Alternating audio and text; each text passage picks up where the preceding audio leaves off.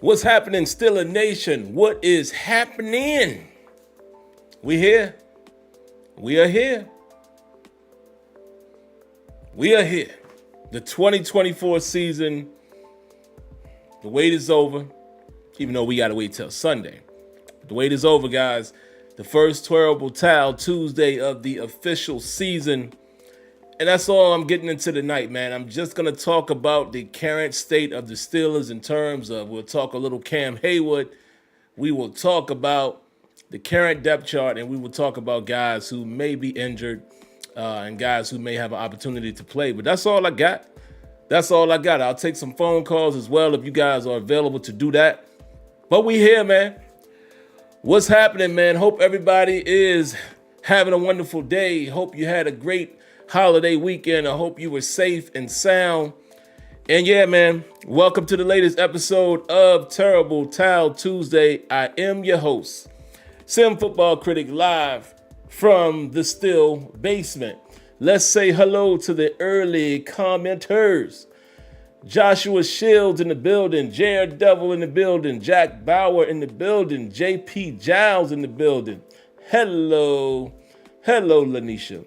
The lovely Lanisha in the building, guys. One of our lovely lady listeners of Steeler Nation. Make sure you take care of her and others. Lay out the red carpet for them. Treat them with care. Who else we got up in here? Crazy Ron Gaiman. Who else? Mark Cunningham. Daron in the building. My good brother Kenyon in the building. Sonny Rothmiller in the building. Steeler Cards. Vista Light, Derek Moore, Rel Fax. Who else? Mark Malone in the building. He says, okay, he's talking about Cam. All right. I'm always interested in what Mark has to say, man. It's very entertaining. James Webb. And I'll wait for maybe one other name that I didn't read, and then we'll get right to it. Let's see. Anybody else? Hey, Angie, a.k.a. Baby Stiller. Hello, Miss Angie. Fellas, y'all know the routine. Take care of our lovely ladies of Steeler Nation. All right, let's get right to it, man. We're going to be in and out on this one. Cam Heyward, guys, will be my meat and potatoes comment in terms of that. And actually, as I'm saying that, hold on, guys. Give me a second. Let me make sure I got all of the particulars.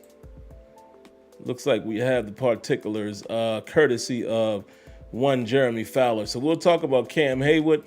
I'm going to talk about the guys who are on the cusp, have the possibility to possibly play, possibly be active in Sunday's game against the Falcons. And then I also will talk about really quick somebody who we already know is categorized as out, and this would be per Mike Tomlin. I did watch his press conference, and like always, guys, Mike Tomlin will give you a few tidbits, but nothing really to write home about. You know, you got to use your third eye to kind of dissect some of the things that he's saying.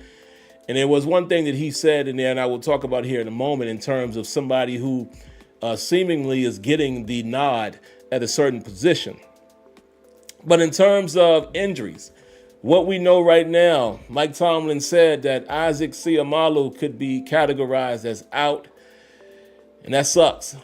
That really does suck, guys. I'm not looking forward to going into this game or any game with uncertainty at the offensive line. I mean, listen, a guy like Seumalo along with James Daniels are our veterans on the line, right? So if you lose any one of those guys at the guard position, you know, all you can do is hope there's good results on the end of the tunnel as far as who's going to stand in for them. That's all you can do is hope. So I'm not happy to hear about that. From what I gathered, it's not going to be a long-term situation. But again, he's out this week, you know, when the games actually count. So that is a concern. Now, some of the guys who have a chance to play, y'all know what Tomlin always says, you know, we'll keep the light on for certain guys. And we'll see how their participation will be the guide. Roman Wilson, Jalen Warren, Troy Fautanu, and Corey Trice. Okay, so all four of those gentlemen apparently will be able to show what they have to offer. I guess we could say as early as tomorrow, since today is Tuesday. Practice usually begins on Wednesday. And we'll see. Hopefully a guy like Jaylen Warren can give it a go, because I would prefer to have the two running backs that we are most familiar with ready for this game. I would love for a guy like Roman Wilson to get an opportunity to play at least a little bit, because, again, just looking at the wide receiver group, not taking any shot at the wide receiver group. I'm just saying, looking at the group that's out there, I would like to get, another guy that, potentially could create something. I'm not saying that Roman Wilson is going to come in there and be a world beater or anything like that. We don't know what he is or isn't in the NFL, but maybe a guy, again, hungry, young rookie, talented, might be a guy to give you some pop here and there if he's able to play. Just gives the opposing defense something else to think about. Of course, I would love to see Fautanu as well get an opportunity to get some reps in, because right now, and I'm going to read it to you, as of right now, we're looking at the same exact offensive line as far as the tackle position that we had last season. Dan Moore will be at left, Broderick Jones at right. So, of course, I would like to see Troy Fautanu get some opportunity to at least come in, maybe play a couple snaps here and there. But remember, even if he is cleared to play, he hasn't played in a while. We haven't been able to see him in action. It's not like he's a veteran. So more than likely, just get yourselves ready to see mostly Dan Moore and Broderick Jones. And as far as Corey Trice, dime situations is definitely where I'm sure we'll see him if he's able to play. There's still a question mark as far as who's on the outside when you get past Dante Jackson and Joey Porter Jr. Why do you have to worry about that? Some people may say, well, it's because, again, injuries happen in the NFL. You never know who's going to go down, even if it's just for to spell a guy, even if it's just for a breather, right? You have to be concerned who's those other guys in those positions that can come in and spell one of the corners. Who's the other outside guy that you feel comfortable with? We're already a little shaky with Trice and Darius Rush. So we shall see. But let's talk about the current depth chart. Let's do that. That is an interesting conversation. Let's take a look at the depth chart. I'm going to pull it up here. Give me 1 second. Because we'll talk about what we're looking at in terms of depth chart, and this is ahead of week 1. It could change, but as we know it right now, on offense, at wide receiver, Van Jefferson. I'm assuming, looking at this, the way they have it written out, they're not really saying who's the Z and who's the slot.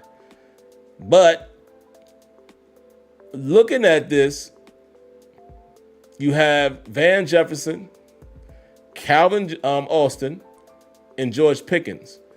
I believe we saw Van Jefferson more on the outside, I think, in preseason. If that is the case, the indication would be that Calvin Austin might be in the slot. Also, what's interesting is they have Roman Wilson behind Van Jefferson. So again, pay attention to that. So if Van Jefferson is a Z, it's looking like they have Roman Wilson listed behind him in the Z spot as opposed to the slot spot. And we know Roman Wilson did a lot of his damage in the slot in college. He can play inside and out. But again, the way this depth chart is written up, I'm not necessarily sure it's an indication of what particular receiver they are. Because if you look at George Pickens, right? Obviously, George Pickens appears to be the X. George appears to be the number one guy. So in a traditional, quote fingers, traditional Steeler offense, when you're in 11 personnel, there was a guy who played the X, there was a Z, there was a slot. I would have to assume that George Pickens is now the de facto X. But right behind him on the depth chart, they have Scotty Miller. Scotty Miller doesn't say X to me in his career. Scotty Miller is more of a slot guy. Can play on the outside because of his speed as well, but he's more of a, drag type of guy, inside routes. Work the middle of the field. That's more so slot. So again, the way this depth chart is written up, it's not saying what receiver spot said guys are. So Calvin Austin doesn't have anybody behind him, so it's only 5 receivers. So I'm guessing some of these guys will be interchangeable. But that's what we got. Left tackle, Dan Moore. Behind him, Dylan Cook. Left guard, Isaac Siamalu. Behind him, Spencer Anderson. So if Siamalu is unable to go, you would assume, looking at the depth chart, it's Spencer Anderson. Center, Zach Frazier. Behind him, Ryan McCullum. Right guard, James Daniel. Behind him, Mason McCormick. Now, that's the other rookie. Question is, does he get a shot at left guard? We'll see. I don't know. I don't know if it's going to be Spencer Anderson or Mason McCormick that will be playing the left guard position. We have to wait and see. Right tackle, Broderick Jones. Behind him, Troy Fautanu. Tight end, Pat Fryermuth. Then there's Darnell Washington. There's Connor Heyward and McCole Pruitt. Running backs, 1, 2, and 3 as we would expect. Najee Harris, Jalen Warren, Cordero Patterson. Interested to see what happens if Jalen Warren is unable to go. Who becomes the third running back? We shall see. Quarterbacks, obviously Russell Wilson, followed by Justin Fields, followed by Kyle Allen. Depth chart situation, guys, it's going to be Russell and Justin Fields who are going to be active on game day. And that's it. Like I said, the other wide receivers are Calvin Austin and George Pickens, and then Scotty Miller. Defensively, Cameron Heyward, D tackle, nose tackle, Keanu Benton, Larry Ogunjobi, the DN. Again, think about base personnel. If you're talking about a 3-4, if you're in the 3-4 defense, then those are the 3 guys that are going to be manning the front. Behind Cameron Heyward is DeMarvin Leal, followed by Isaiah Loudermilk. Behind Keanu Benton, Martravius Adams. Behind Ogunjobi is Dean Lowry, followed by Logan Lee. So you're kind of seeing which guys are probably going to be inactive. Left outside linebacker, you already know, TJ Watt. Followed by Nick Herbig, followed by Jeremiah Moon. Left inside linebacker, Patrick Queen, followed by Peyton Wilson. Right inside linebacker, Elandon Roberts, followed by Tyler Medikevich. Good news is Peyton Wilson will see some action. Steelers have been pretty decent with rotating the 3 inside backers, so I would assume Peyton Wilson is off the bench before Medikevich. Right outside backer, Alex Highsmith, followed by Nick Herbig. Right? So we only realistically have 3 guys in that rotation. We all know that. We'll see who else they may or may not keep up. Who knows? They might go into a game where they only have 3, right? Because DeMarvin Leal as well, they've been trying at outside linebacker. So that'll be interesting to see who the actives and inactives are on game day. Right cornerback, Joey Porter Jr., followed by Darius Rush.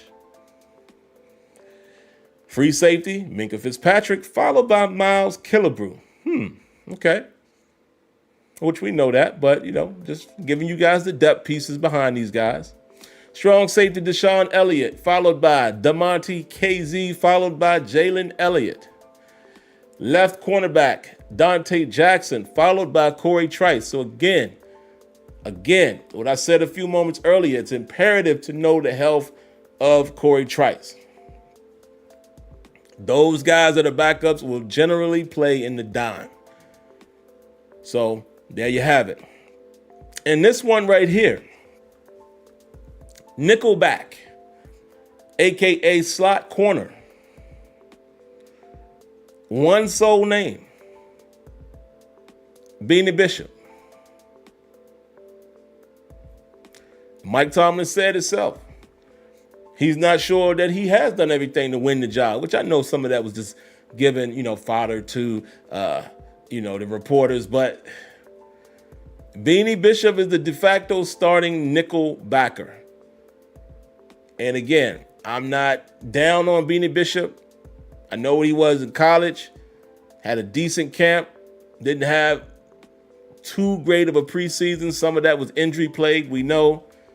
But it's an unknown commodity, guys. It's an unknown that is going to be out on that field.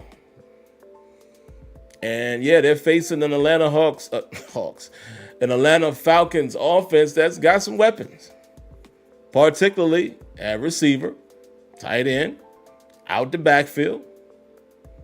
And say what you want to say, old Kirk Cousins can sling that thing.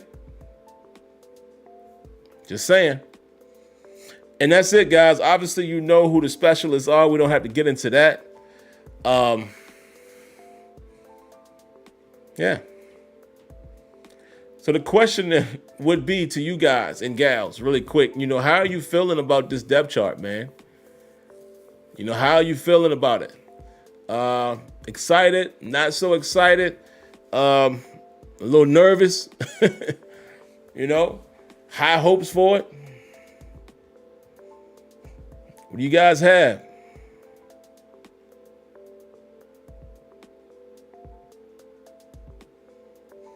This is going to be interesting. Vista Light says nervous.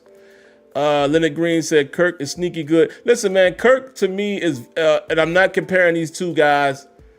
Kirk Cousins reminds me a little bit of a Tony Romo, right? The masses would say, oh, these guys suck, but they don't. They don't suck at quarterback. When they on, they can play. Now, have these guys won the biggest game? No. Have these guys been consistent playoff winning quarterbacks? No. Do they have the potential to win some really big games? Sure they do. They've done it. They just haven't reached that extra pinnacle when they were the franchise guy. But don't think for one moment that Kirk Cousins sucks. He doesn't. He doesn't. Kenyon says he's good with the depth. Steeler Card says a lot of uncertainty. Gotta hope the guys can stay healthy. Depth is a major concern. And let's see, anybody else? Absolutely. Kenyon has it absolutely right, man. I don't have any feelings towards our depth chart until I see them play on Sunday. And that's it. Y'all know me, man. I know the team after about 6 weeks. When you look at some of the names on paper, does it kind of make you go, raise an eyebrow? Sure. But I'm not going to say anything too bad or anything too great until I see these guys in action. That's just it. All right, let's get into the main topic, man. Then I can open it up for some calls if I have any. Cam Heyward, man. Hey, I guess we shall give Cam Heyward his rightful round of applause.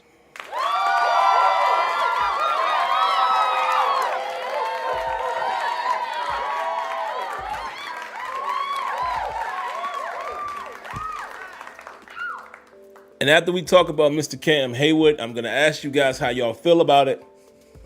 Y'all heard me say it, man, earlier in the offseason. I love Cam Heyward. Cam Heyward will go down as one of my all-time favorite Steelers. Yeah, I said that. Just because of the man that he is, the effort that he gave each and every time on that field. Being the pure definition of a Steeler. Being a complete dog at D tackle. Doing things that are abnormal from that position. Often got clouded by guys like Aaron Donald, who was doing things that was beyond abnormal for his position and his stature. Big guy, right? But Aaron Donald wasn't the tallest guy. He wasn't the prototypical stature. He was squattier guy with extreme power and was just his quickness and finesse. I mean, Aaron Donald was something different, but it often gets overshadowed in terms of Cam Heyward's contributions and what he is as a defensive tackle. Cam has been a dog his entire career. Cam does things that he's not supposed to do. And constantly does it, even at, mid-30s. So I'm never going to be upset about them taking care of Cam Heyward. Is it a gutsy chance to take with a guy who is aging, with a guy who's coming off injury? Sure it is. But I'm not going to be mad at it, man. I know we're going to say, oh, man, I wouldn't spend that money. I know we all fall in that category. But again, if it's taking care of one of the best Steelers that of all time, in my opinion, the leader on your team, one of them at least, I'm not mad at it, man. It's a business. Everybody gets paid. Why not let the man get paid? And I'm sure the team figured it out, how it's going to work for both parties. As I read here, Jerry Fowler says the Steelers, sources say the Steelers and six-time Pro Bowl DN Cam Heyward have agreed to a 3-year, $45 million deal that includes $29 million in new money and a $16 million $16 million fully guaranteed. The interesting thing is Cam Heyward is 35 years of age. He is 35 years of age, and it says who had $16 million left on his final year of his previous deal is now under contract through 2026, allowing a long-time captain to retire as Steeler. His signing bonus is nearly $15 million. And that's what it's all about. Because I'm going to play the narrative. I'm going to play Narrative Nancy for a moment. People always try to say that the Steelers have dogged out some of their legends and, they always treat them bad. You know, we've referenced how Troy Polamalu had to leave, Hines Ward.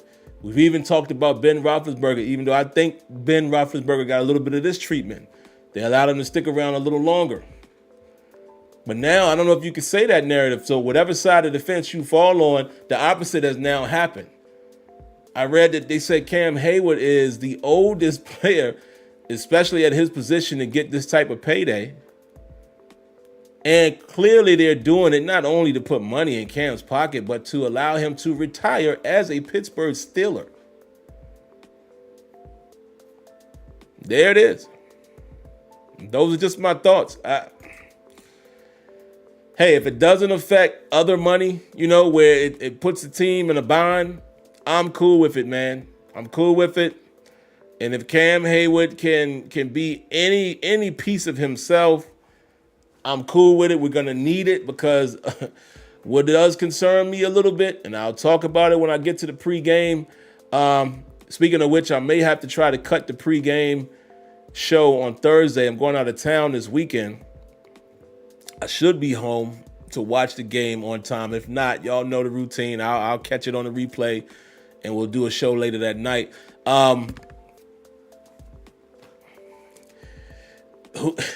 Stopping the run. We're going to need somebody like Cam Heyward out there. So that's what I got. What do you guys have, man? Real quick before we go to the phone lines. Cam deserves to retire a Steeler, Leonard Green says. I don't disagree. Mark Cunningham says, correct me if I'm wrong, Sim. Wasn't he getting $16 million this year anyway? So now that's a signing bonus, and let's face it, we need him. Yeah, that's what it said there in the sources. You know, he was $16 million was his cap hit. And guys, if y'all want to get the full breakdown of the cap and how it's going to affect the team, and yeah, tomorrow is Wednesday. I would recommend you guys either go to Steelers Depot or tune into the Terrible Podcast with both Dave Bryan and Alex Kozor. You know Dave Bryan is going to break that cap situation all the way down. Well, that's what he loves to do. All right, so that's where I'm at with it, man. That's where I'm at with it. I do not think it affects the direction the Steelers are going to go in. Obviously, the Steelers know they're going to have to, they're going to have to definitely, draft for that D-line. And be honest with you, man, in the back of their mind, they also are going to continue to look at edge rushers. Because, again, T.J. Watt's getting older. You know, you got Alex Highsmith who's on the come up, obviously. You got Nick Herbig that looked like he might be something. But don't be surprised if the Steelers obviously invest in interior D lineman or DN, D tackle, as well as edge rusher at some point as well. Because, yeah, you know, you have to look at the full landscape and see what you're going to get. Steeler Card says Cam is one of my all-time favorite players. Me too, man. I'm right there with it. So I'm cool with it, man. Shout outs to Cam Heyward, man. Congratulations, and it will be cool to see him retire a Pittsburgh Steeler. All right, so let's take a few calls if we got them. Y'all know the routine, man. Keep that thing short and sweet. And let's get to it. First up in the queue, we have area code 973. What you got for us? Oh, you can hear me, Sim? Yes, sir. Yeah. I just want your opinion on this. I'm gonna make this real quick. I really don't understand like the offensive line. In Mike Tomlin press conference, he said today, Tuesday, that he still doesn't know whether Roger Jones gonna play left or right due to the rookie on whatever his name is hurt. But my thing is, when we do that, like we ran Kendrick Green out of town. We ran Kevin Dotson out of town because they was playing out of position. Now, Kevin Dotson is one of the best guards in the league because we had him at right guard. His natural position is at left guard. I mean, it seems like the Steelers do this all the time with their offensive linemen. If Roger Jones is going to be our left tackle of the future, just let him stay at left tackle. I mean, I know versatility, he plays the part, but you got to have some cohesion within your offensive line. I just want your opinion on that. You have a good night. Yeah, man, have a good night as well. I'll definitely reply to that. I think with the Steelers, it's hard to say why it happens. I'm going to try to give my opinion. I know it's easy for all of us to say they always do it, but they don't do it all the time. I mean, if you think back to guys like, DeCastro and others and Gilbert and guys like that, they played their position, if my memory is correct. But we definitely saw it with Kendrick Green. We already knew the deal with Kendrick Green, though. They were trapped in a situation where they messed around and they didn't draft a center. And they needed a center, and they shot and it just didn't work. Kevin Dotson, again, got caught up in a situation where somebody's already playing on the right side. That's a part of that whole DeCastro thing. And I just think what happens to them is they have the foresight, but also they stick with the depth chart too much. Case in point, if you drafted a left tackle, right, that was your intention. And I understand Dan Moore is a good guy and you want to groom and slowly bring Broderick Jones along, but the Steelers got to sometimes get out of their own way. And I'm not trying to take a shot at Dan Moore, but obviously you drafted a left tackle for a reason. And then you drafted another guy who's capable of playing both sides. So that says to me that you want to get Dan Moore out of there. So that's where I will agree with you 100%.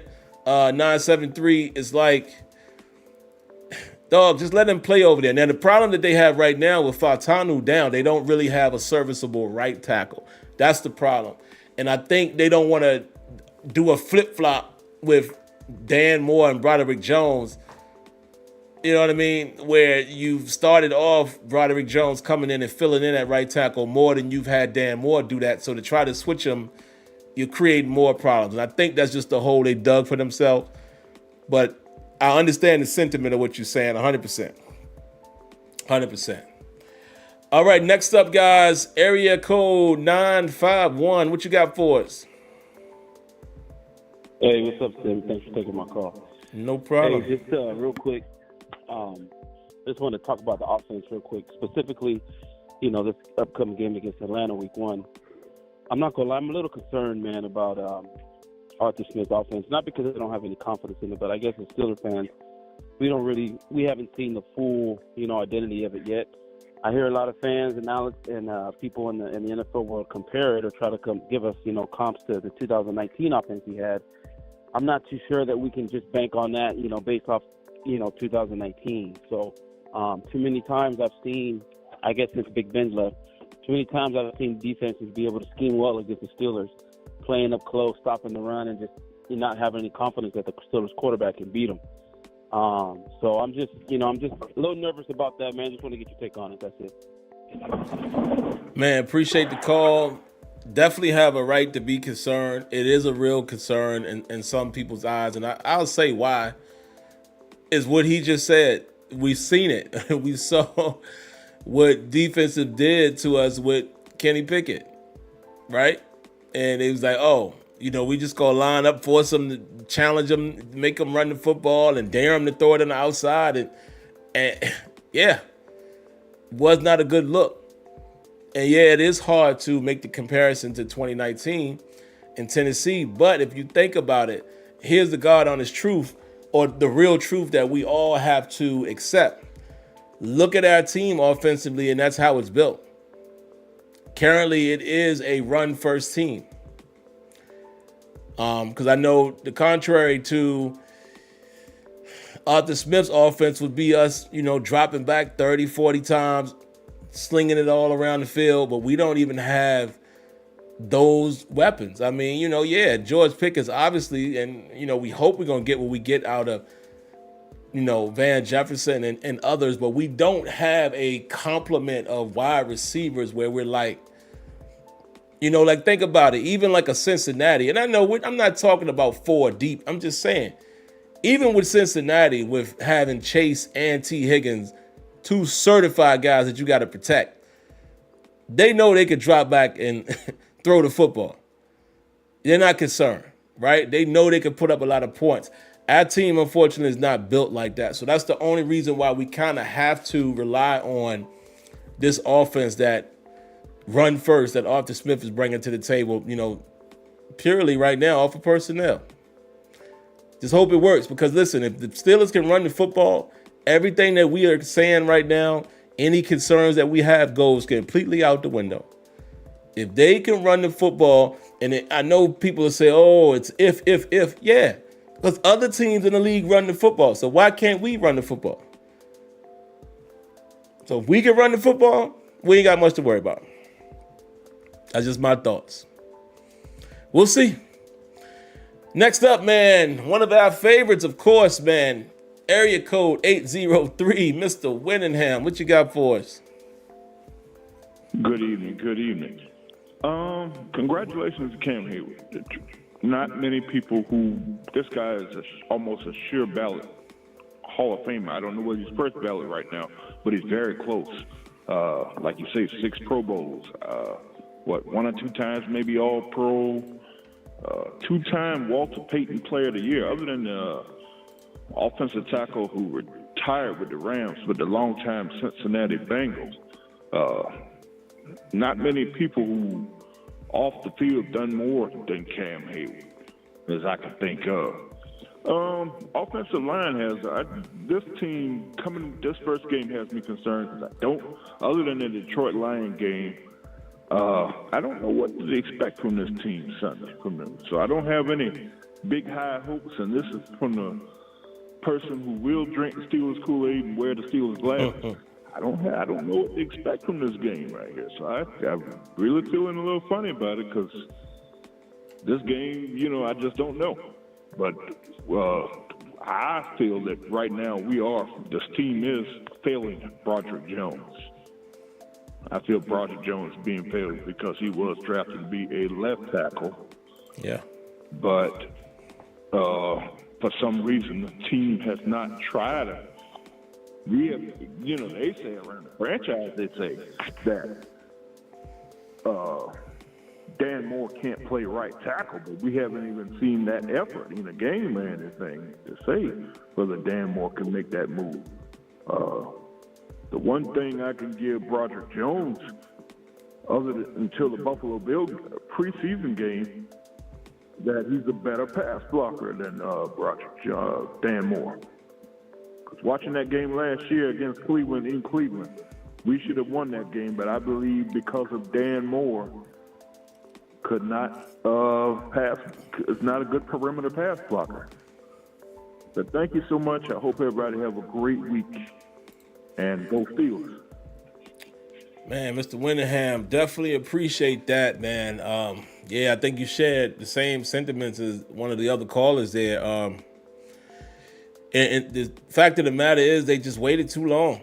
It's I agree with both of you guys where, hey, if they saying he's so versatile, why don't they just try Dan Moore on the other side and let Broderick play his natural position, but they so far in the hole now. It's like, so it goes back to what the other caller was saying as well. It's they wait too long. Like they don't just play these guys. That's the main problem, right?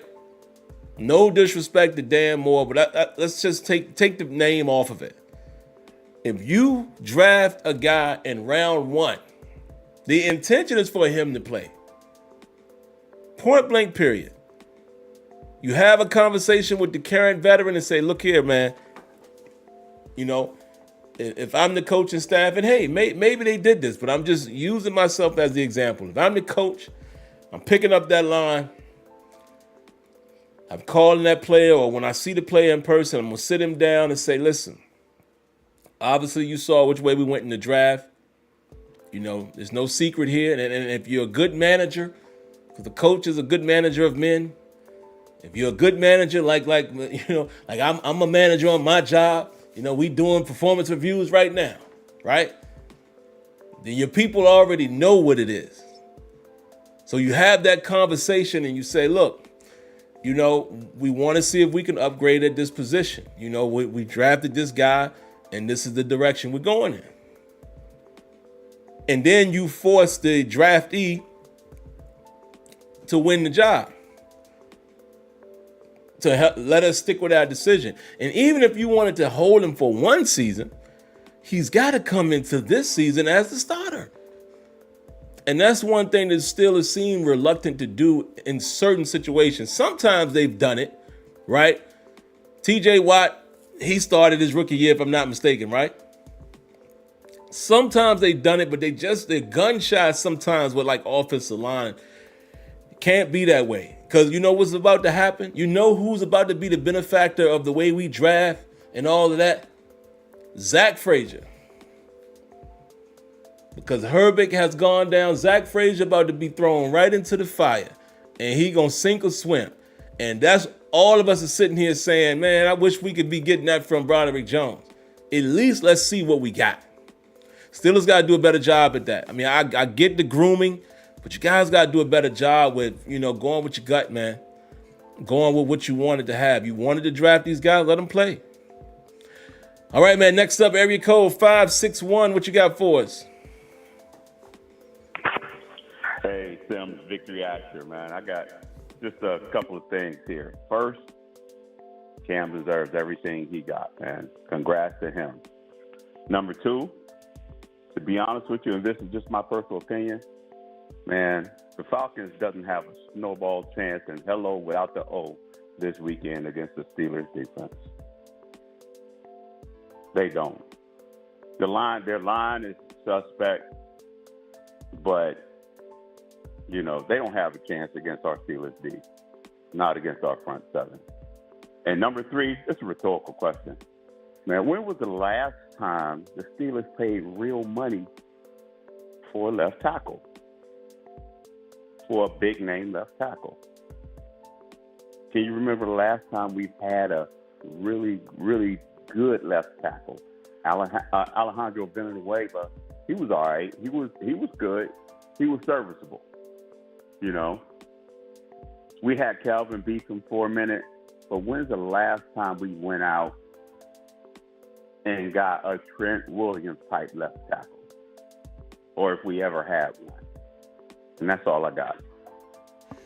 Man, Victory Ash, appreciate the call, brother. Boy, that's a good question, and I'm gonna come back to it. But yeah, man, I respect what you said about the Falcons. See, I don't know much about them, and you know, before and now I got to do it quickly if I'm gonna do the pregame. I would have to do it on Thursday. I need to watch. I want to watch the Falcons warm up or tune up preseason game. I would assume maybe the second one, see who played, see if I can get a gauge. You know, I only got to watch, you know, the starters, to kind of see what they like to do, or, you know, what their offensive line looks like, defensive line, yada, yada, yada. But hey, I'm going to respect your opinion there. You said that they don't have a chance. Let's see. Now, as far as that question, man, I don't know. You said Villanueva. You said even Kelvin Beachum, but the funny thing is both of those guys were technically projects. You know, they weren't bona fide left tackles. We kind of build Villanueva into that. He became that. Calvin Beachum, late round pick. You know what I mean? It's like, I don't remember the last time they paid big time money. I mean, a lot of these guys they may have acquired via draft, but they haven't put that bona fide,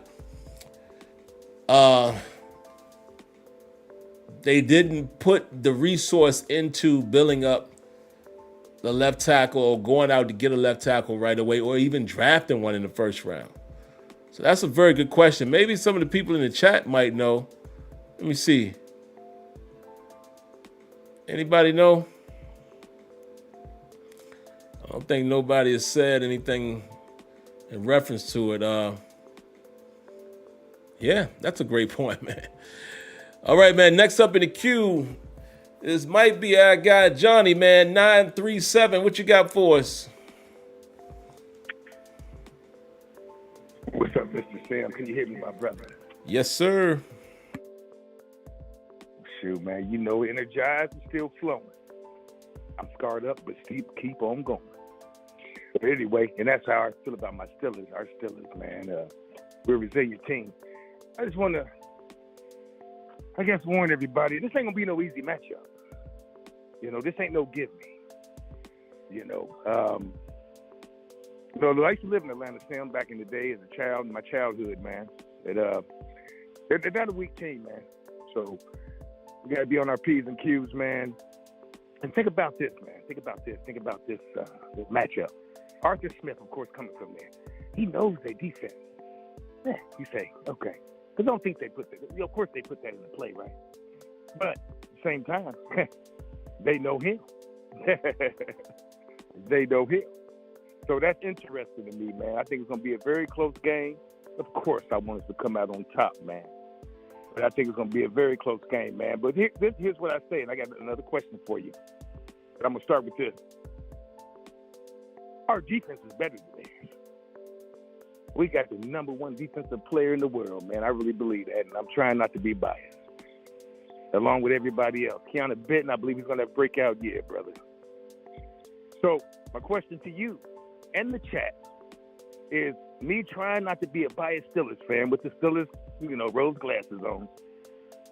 Tell me what defense is better than us. You tell me. It might be one. You tell me. Somebody tell me. And I can end with that, my brother. If it's all right with you. Man, of course, Johnny. Appreciate you like always, man. Oh, man, that's a tough question for me because I know what some people are probably going to do, right? They're going to rush to say a certain team, but they're not going to look at the totality of it, right? And on the same hand, that's what makes it hard for me to give us the credit in saying we're the best defense because of the totality of it, right? I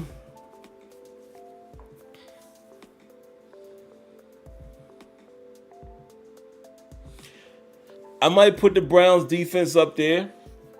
Those guys, man, Cleveland, when they're on, they're on. At least, from the team that we've seen, they can stop the run, they can rush the passer, they can cover. The Niners, I might have to put the Niners up there. They can stuff the run, they can cover, they can rush the passer. I tell you a team that has the potential that kind of fell apart at the wrong time last season, the Cowboys. Cowboys had a solid defense, man. Detroit Lions. These are a couple of teams that stand out to me. I'm not ready to give us the number one spot yet. Yeah, I'm not, man. The Steelers, to me, I still have seen too many opportunities where we've allowed the ball to be ran on us. And I'm just not, great defenses most of the time, they stuff the run and they get you in rush, pass rush situations. That's usually what they do. And I've seen too many times where guys are able to run the football on us, which sets up other things. And too many times I've seen these Steelers, again, this is a new season, got couple new pieces in play. But in recent years, I've seen too many times where we allow in the middle of the field to just be vacant. So if we can clean that up, the defense was looking clean out there in both preseason games that they played primarily, like I would say the second game and a little bit of the third. But we got to see it in real-time action. But yeah, you cannot discount the Browns, man. Whether Steelers fans want to see, I see some of y'all are saying it too. Whether the Steelers fans want to poo-poo on it because it's the Browns, no pun intended. My bad, y'all. Sometimes the rapper brain still works. Whether y'all want to poo-poo on the Browns, for you young kids, that's a nice metaphor. In case y'all didn't catch that. But anyway, you can't. Yeah, the Jets too. Yeah. Yeah, Browns are nice, bro. Browns are nice. But we'll see. I mean, if we can, Mr. Winningham, listen, you can't never discount the Ravens, guys. I've been saying this for years, and some of us will admit it. The Ravens, a lot of times, is like looking in the mirror. That's why you can't stand them, because they played a similar brand of football as we do as far as the grit. That's what made those rivalry games such a rivalry, is because they cut from the same cloth. Now, do they run, play a different kind of style in terms of football, in terms of like offense? They're more rushing attack type of team but again, the rushing attack, that's what the Steelers built their hay on, is running the football. You understand what I'm saying? So yeah. Oh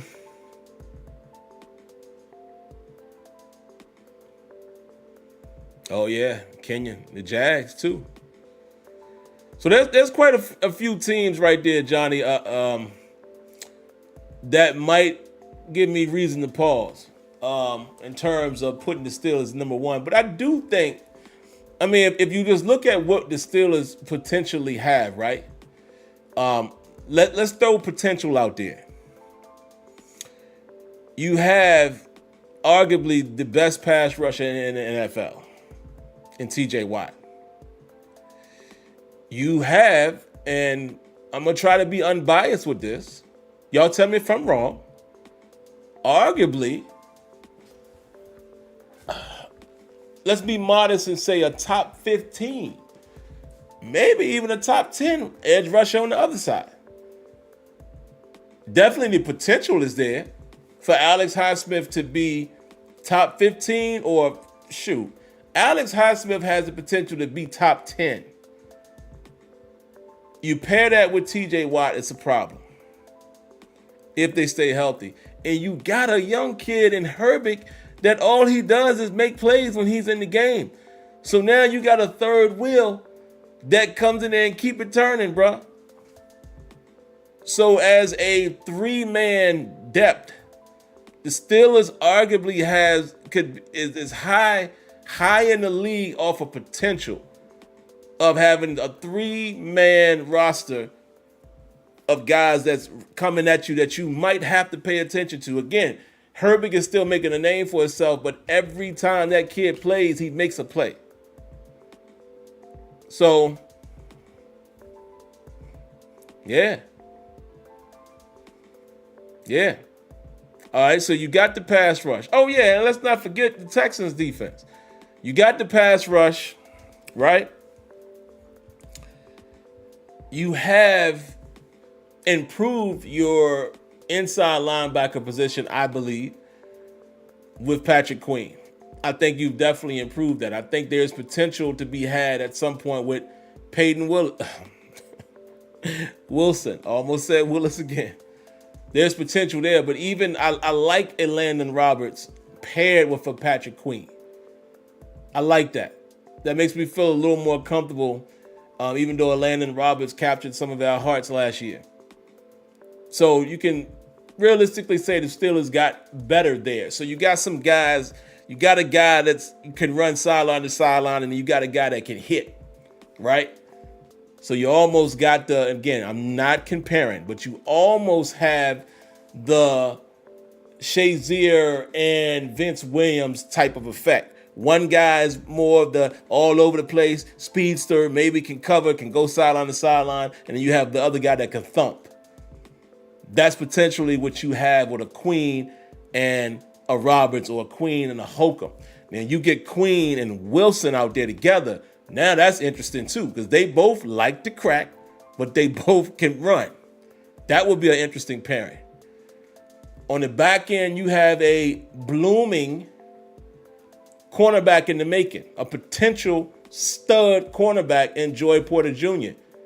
If Joey Porter Jr. can be less grabby this season, limit those penalties, he's going to be a problem. He showed us his potential. A slight question mark on the other side, because we don't know Dante Jackson in our system. But again, you have at least one cornerback that, okay, can hold his own, win against most of the guys last year. The number one receiver traveled. Steelers allowed him to travel. Think about that. When was the last time you seen him do that? Steps outside of their comfort zone and allowed him to travel with the number one. So we have a budding star. Then on the back end, you got Minka back there controlling the show in the center field. If we keep him in the post, we got something brewing right there. So, yes, is the potential for us to have a number one defense? Is it possible just looking at the layers? Sure. But we're going to have to shore up some things. We're definitely going to have to get more stout against the run. That's the only hesitation I have right now. I think our pass rush will be fine. I think for the most part, we'll be fine even in coverage. You're going to give up some plays. Every team does. But I'm talking about a defense that can keep the lid on it. You know, you can keep scores under 21 points for the most part. That's what the good defenses do, believe it or not. You know, because some people think they ain't supposed to score no touchdowns. Number one defenses in the league usually hold people under 21 points. Every team is capable of scoring. So if the Steelers can do that and mitigate the run, yeah, we got a chance. Just looking on paper. But yeah, man, that's all I got. Secondary is a bit of a question mark, though, because like I said, it's potential out there. I do trust Joey Porter Jr. I think he'll take a leap in his second year, but I don't know much about Jackson. And excuse me, guys. This is what happens when you eat dinner before you do the show. Again, my biggest question mark is the nickel corner, man. So I can't come out of here thinking we're just gonna be shutting everything down. I don't know what type of production we're gonna get at nickel. That is a large question mark, still a big one. So we'll see. We'll see. Let's see what y'all got, man. Give me a few comments before I shut everything down. I'll go ahead and shut down Blog Talk Radio right now. So just giving Mr. Winningham the heads up. We'll go ahead and close that out. So we don't have to hear her talking to us saying 90 seconds. We'll go ahead and shut down Blog Talk right now. And we'll stay online here for a couple more minutes. What do y'all got, man? Thoughts, comments, whatever y'all got. I'll stick around for a few minutes. Leonard Green says Peyton W. will probably be a better tackler than Shea. Perhaps. Shazier started getting it together, though, in his latter years. But I think I see where you're going with it. Kenya says, what Highsmith does better than Herbig is play the run and hold the point of attack. Absolutely. Somebody probably was questioning, what makes Highsmith better than Herbig. So I'm pretty sure that's the reason for Kenyon's reply there. Mark says, I'm a little worried about cornerback depth. Trice and Rush got a ball. Yeah, man. And that's the thing. The cornerback depth is a little tricky. And again, there's not too many teams that's deep at cornerback, but at least there's guys in the wing, and they're sitting to the side or they're sitting in the background that you can say, yo, that dude might have something. There ain't too many guys we saying about that other than Trice, right? And it's like, So it's going to be interesting there. Ali says Trice is about to shock the world. I hope he does. Steeler Card says Steelers are waiting for Sutton to come back and play the slot. Man, let me tell you right now, if that's their plan,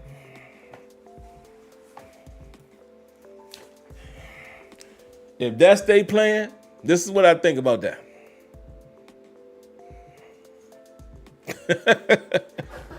Loser. If that's what they doing, loser. Come on, man. You waiting for the 9th game? Stop. And that's not to you. I'm saying if that is their plan, once again,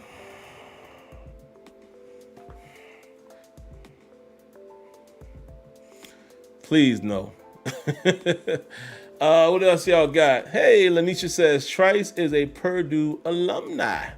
My sister graduated from there, so I'm cheering for him. Okay. I ain't mad at that. They not in the same age bracket, are they, Lanisha? Y'all got to pick with you a little bit. Steeler Card says that's what the plan seems to be, right? Oh, God, I hope not. Yeah, Mark, 8 games a long time, bro. Browns have 3 Pro Bowl corners. Wow. Now, I'll tell you what, I would love for a guy like Trice to become, I forget the kid's first name, but what's the dude, Bland?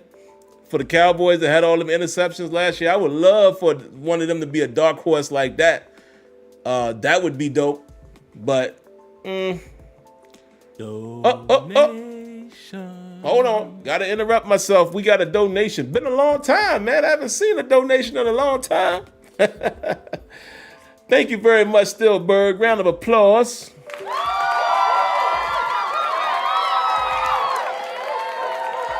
He says, I'm confident that Russ can drop back and go through the reads and make the throw. That's all Steelers need him to do. Absolutely.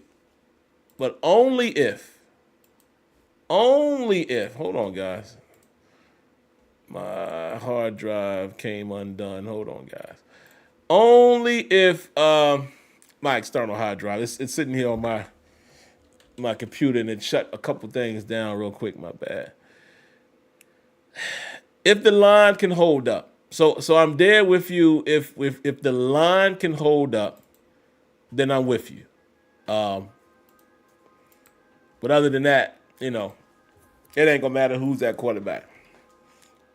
But I agree with that. I do think Russell Wilson, given the time, we saw it on just that one pass play to George Pickens, man, for 31 yards. That's indicative of what he can do. So I'm confident in that as well. What else y'all got? I'm cheering for the whole team. I would never be a fair weather fan.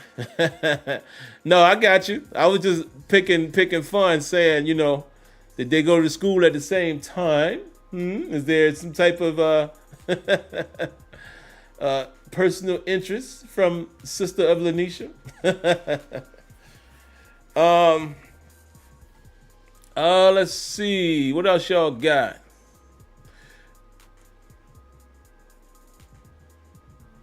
Trice is the third cornerback, Kev. He will play a lot. Yeah, he's going to play. Absolutely. The depth chart says that. He's going to play. He's definitely going to play in the dime. So the boy will be on the field. Let's see. Mark, he peeped it. Yeah, y'all know we all family, man. We can joke with each other. Relaxation and meditation. I missed you. He said, I missed that comment, but I like that name. He says, do you think the Steelers might sneak a win? Ooh, sneak a win. So in that case, you're saying the Falcons might be favored. Yeah, I do think that. A couple people said on the phone that the Steelers would win. I do think they're gonna have to play their game to win. I don't think this is an easy win. I want to say it might have been Victory Asher. One of you guys said that the Falcons absolutely cannot beat the Steelers because of the defense, and they said that their offensive line sucks. But, you know, once you get on that in between those lines, Kirk Cousins is just the right type of quarterback that can beat the Steelers defense. And we've seen this happen before. They're on the road. If we can't stop the run, Bijan Robinson gets going. I mean, there's so many things that could go wrong. So I definitely think the Steelers can most definitely lose this game. Absolutely. Falcons favored by 3. Yeah, I see it. I don't disagree with that. I mean, it's too early for me to outright say yay or nay, but I don't think I go into this game expecting the Steelers to win. It's very possible that they could lose the game. Absolutely. Couple more, guys, and we'll get out of here.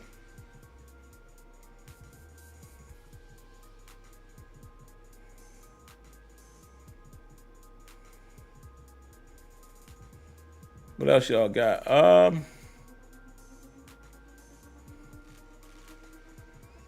Tomlin don't lose without losing the turnover battle. Okay, that's fair.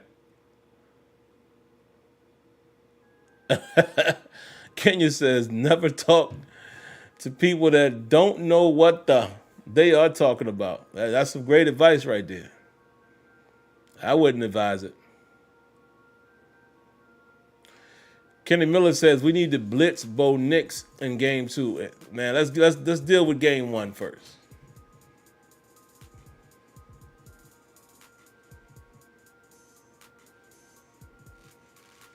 I need the Steelers to win, man, because I'm sick of my nose, man. Can I say that? Gosh.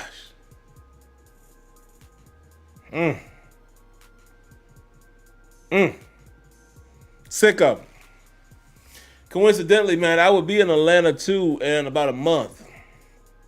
I'll be down there, man. Got a wedding to attend. I'll be down there. I wish this game was closer to then. That would have been perfect. But yeah, man,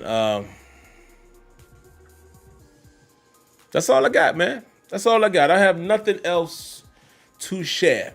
Like I said, guys, I'm going to be out of town this weekend as well. Your boy is shaking and moving. Can y'all believe where I'm going? I'm going somewhere I would never be going if it wasn't for my lovely wife and one of our friends. You know, we have a nice friend group. There's 6 of us, 3 couples. And they decided that they wanted to go see Usher in Brooklyn. So me and my homies, my brother's actually going too. He's actually going to be a part of that tandem because my other partner can't go. But anyway, that's where I'm going to be Friday night, guys, and then we're going to make a day of it Saturday, and then we're heading back home Sunday morning, and the plan is for me to leave at about 9 a.m. so I can get back here and be sitting down to watch the game at 1 o'clock, but if I don't, just letting y'all know in advance, I'll watch the condensed version of the game after the game. It takes 30, 40 minutes. I'll watch it, review it, and then I'll come on and do a show. But either way, a show shall be happening on Sunday. Yeah, Barclays, man. We're going to be at Barclays, bro. Yep.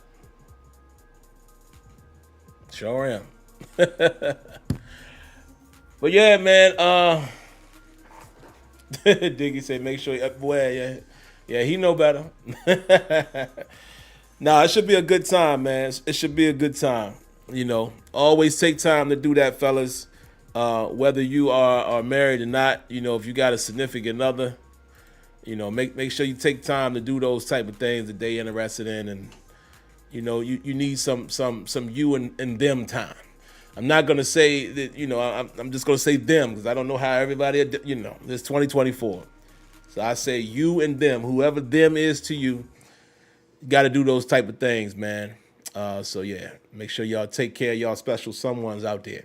But all right, man, I'm gonna run. Y'all know what I'm gonna remind y'all to do right here. If you haven't already, man, if you liked the video, please, that's all I need you to do. I don't know why it ain't working. Let's try it again. It's tripping tonight. No worries. I'll just tell you. If you like the video, hit the like button. That's all I need you to do. That is the most single important thing to do. Hit the like button and also share the video. Subscribe to the channel and turn on your notifications. Hopefully what I'll be able to do is I'll do a video on Thursday. It's probably going to be a pre-recorded. That's usually how the before play generally goes. So I'm going to have to do that one relatively quick. So I'll probably shoot that to you guys on Thursday, post it, and that'll be my, predictive video, if you will. If for any reason that video doesn't happen, I might do a shorthand one in the hotel, just on the phone, quick 3 minutes. But there should be some type of before play, giving my thoughts on the upcoming opponent. I'm going to watch the game between tonight and tomorrow from their last game and kind of see, where I think we might fare. And outside of that, man, you will see me on Sunday. Hopefully it's right after the game, but if not, I've already told y'all why. It will follow the game at some point in case I don't get to see the game in real time. But outside of that, man, y'all take care. Stay safe. God bless. Stay healthy. Good night. Like always, I thank you guys for tuning in to Terrible Towel Tuesday. Peace.